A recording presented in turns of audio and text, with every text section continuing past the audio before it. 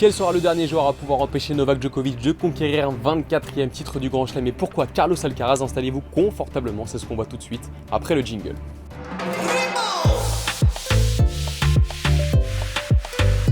Si vous avez eu le temps de voir la preview de Max sur la demi-finale qui opposera Novak Djokovic à Yannick Sinner, vous comprendrez l'intitulé volontairement un brin provoquant de notre part concernant la question initiale de cette vidéo. Mais en tout cas, aujourd'hui, on est là pour analyser les clés tactiques de la rencontre qui va opposer Daniil Medvedev au numéro 1 mondial Carlos Alcaraz. En commençant tout de suite par la forme des deux joueurs, on a déjà évoqué le début de leur tournoi dans des précédentes previews, donc on ne va pas forcément s'y attarder énormément, mais on va davantage se concentrer sur leurs quarts de finale respectifs avec Daniil Medvedev qui a entrevu la sortie de très près face au surprenant Chris Eubanks, notamment avec son jeu hyper offensif, son revers à plat, où il est capable de délivrer des caramels des quatre coins du court. C'était assez impressionnant, sachant que pendant 3 sets, il a vraiment été dans la zone. L'Américain qui, encore une fois, je ne vais pas dire survoler les débats, mais tout ce qu'il entreprenait était quasiment gagnant, même si évidemment il y avait un peu de déchets, surtout dans les points importants. On a presque l'impression qu'il jouait sans vraiment réfléchir, mais tout rentrait. Et face à un joueur dans cette forme-là, touché par la grâce, presque, Daniil Medvedev a su faire le dos rond et s'en sortir, notamment grâce à sa première balle. C'est 57 aces depuis le début du tournoi, 28 pour cette seule partie face à l'Américain.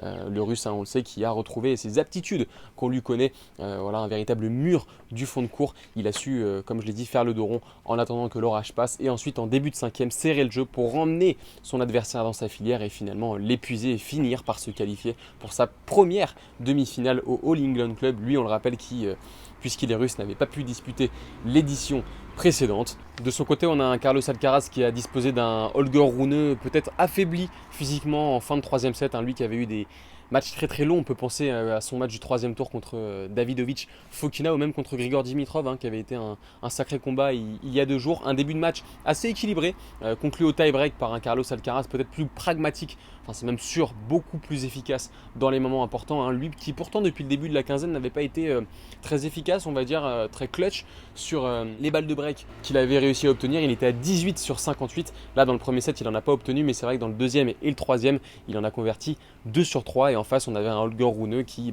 choke, on peut le dire, pardonnez-moi l'anglicisme, mais sur ses points les plus importants, on va dire, avec cette double faute à 3 partout dans le tie-break du premier, avec ce smash raté à 4 partout 30 dans le deuxième set.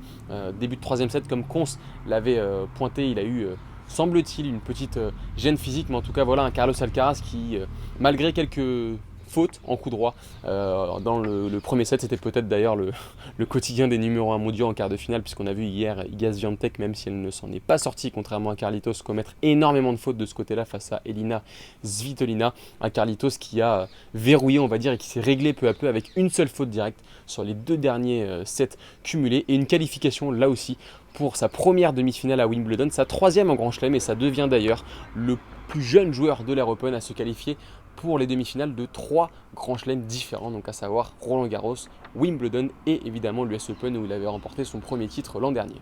Mine de rien, Carlitos, il a encore certaines choses à travailler sur la surface. On le rappelle, il continue son apprentissage du gazon. Il y a eu le titre au Queens il y a 2 semaines. Il y a cette première semaine et demie à Wimbledon très convaincante, mine de rien. Même si je l'ai trouvé peut-être un peu moins efficace dans le petit jeu face à Holger Rune qu'il a pu l'être face à Nicolas Jarry ou même Matteo Berrettini. Il était assez lisible. Il a perdu pas mal de points, je trouve, lorsqu'il a essayé de varier. Ses amortis étaient peut-être un peu moins bien touchés, tout comme ses volets, domaine d'habitude dans lequel il excelle, puisqu'il est à 70, voire même 80% de réussite dans ce secteur depuis le début du tournoi. Il y a ce slice qui demande encore à être mieux apprivoisé, perfectionné. Il y a aussi ces coups de défense où je trouve qu'il trouve des zones qui sont encore pas assez bonnes, en tout cas pour mieux se protéger dans l'échange et pas subir les coups de boutoir d'un joueur assez puissant comme Matteo Berrettini ou d'un joueur qui est un véritable métronome et capable de lui faire visiter le court comme un Novak Djokovic. Dernier petit élément sur lequel j'ai tiqué pendant cette rencontre face à Holger Rune, c'est ses débuts de set, début de deuxième et début de troisième. Alors oui, il prend le premier, oui, il prend le deuxième, mais c'est vrai que voilà, face à un Novak Djokovic, on se dit qu'il n'y a pas le temps de décompresser, et même si effectivement ça n'a pas eu de conséquences lors de ce quart de finale, s'il venait à retrouver Novak Djokovic en finale, il devrait être beaucoup plus concentré immédiatement dès le début des sets et ne pas laisser 3-4 points, un jeu à son adversaire, de manière à lui redonner peut-être un peu confiance après la perte d'une manche.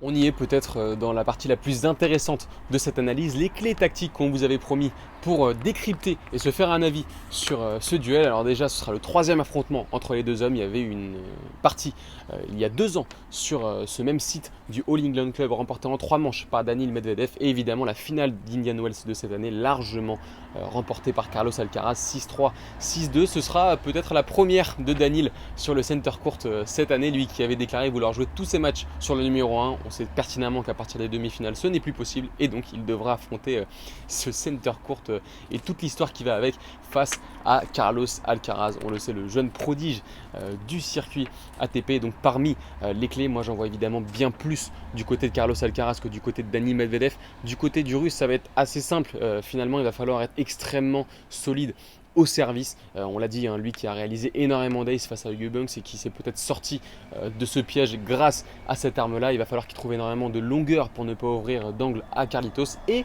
pour moi, il va falloir qu'il remonte bien plus à la volée, ce qu'il avait fait en début de tournoi face à Ferry, face à Manarino, même face à Fucsovics, mais qu'il a beaucoup moins fait contre Jiří Lehečka et même contre Christopher Eubanks où je crois qu'il est monté 15 ou 16 fois la volée sur ces 2 rencontres cumulées alors qu'avant il montait en moyenne entre 25 et 35 fois sur ses premiers tours.